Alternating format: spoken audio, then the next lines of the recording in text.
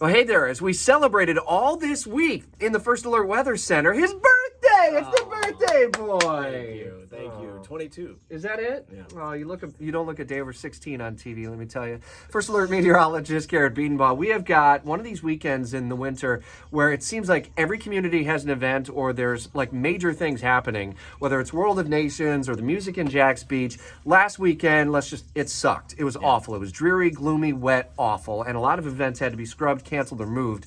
How are we looking for this weekend? Great. So we got some rain today, and then that's going to be intermittent on and off, especially this afternoon, and then we're going to dry out. So tonight we dry out, maybe your dinner plans, maybe a little wet in some spots before we dry it out, but we are going to see winds out of the northwest tomorrow, so it'll be a breezy weekend, 40s, 50s in the morning. Then we're back to the upper 60s, low 70s tomorrow. So Saturday, if you're going to World of Nations, anything like that, northwest winds in the 60s, 50s, 60s in the morning, and then upper 60s to near 70 in the afternoon. Even though we're still into winter, as dry and sunny as it's going to be, I mean, burn time's pretty low. So if you are headed out to any one of these music festivals at James Weldon Johnson Park, make sure you're slathering on the sunscreen. It can sneak up on you. Yeah. It's going to be a lot of sunshine this weekend. Good. So there is some elevated surf at the beaches, too, if you're a little surfer.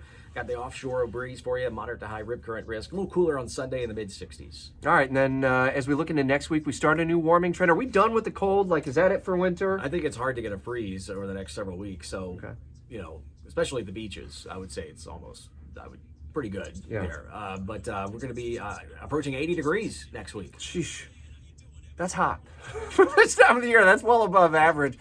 Pollen. When does pollen finally peak and we can finally stop with this? I'm tired of this. The oak pollen is getting me this week. The oak pollen is very high, and that's kind of going towards its peak over the next several weeks. Pine and cedar is past peak now, it appears.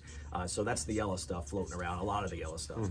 So you notice your cars won't be as yellow over the next several weeks, but now we're getting in that oak is up there, and that's the one that gets a lot of folks. So still pollen. All right, so enjoy the rinse. Have you already celebrated the weekend or the birthday? Oh, yeah. Oh, you're done. Yeah, that's it. Forget Next about year. Garrett. It's not about Garrett anymore. It's about the baby. When's due date?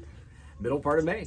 It's coming up very soon. Follow the First Alert forecast throughout the weekend on CBS 47 and Fox 30 and the First Alert weather app and WOKV.com on 104.5 WOKV and get our breaking news, severe weather, and traffic alerts when you download the free 104.5 WOKV app. Happy birthday. Thank you.